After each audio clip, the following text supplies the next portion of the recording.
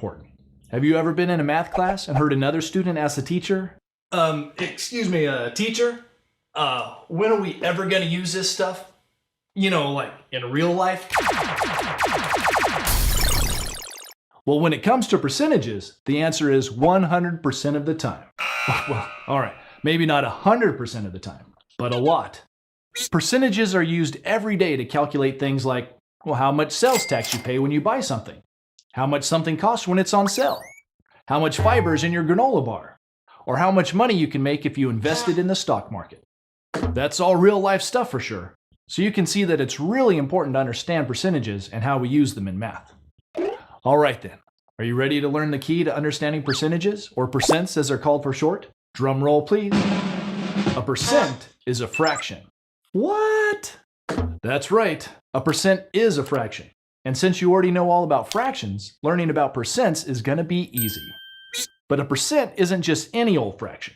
A percent is a special fraction that always has 100 as the bottom number.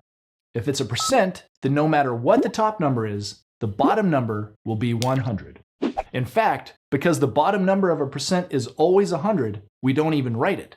Instead, we use this handy little symbol called a percent sign. Whenever you see this symbol after a number, it means the number is a percent. It's really a fraction with 100 on the bottom, but it's just being written in this more compact form. Like this number 15 here. It's got the percent sign after it, so we read it as 15%. And because a percent is really a fraction that always has 100 as the bottom number, we know that it means the same thing as 15 over 100. Percents make even more sense if you know what the word percent means. The prefix of the word, per, means for each or for every. You know, like if someone said only one cookie per person. And the root word, cent, is Latin for 100. That's why there's 100 cents in a dollar. So percent literally means per 100. And that's why they're shortcuts for writing fractions that have 100 as the bottom number. All right then. So whenever you see a percent like this, you know it can be replaced with or converted to a fraction. Let's look at a few examples so you see the pattern. 3% means 3 over 100. 10% means 10 over 100. 25% means 25 over 100. And 75% means 75 over 100. These are percents, and these are the fractions that they stand for. There's a few other interesting percents that we should take a look at, like this one, 0%. Can you have 0%? Yes. 0% would just mean 0 over 100. It's what we like to call a zero fraction, because its value is just 0. Remember, it's okay to have 0 on the top of a fraction, but not the bottom.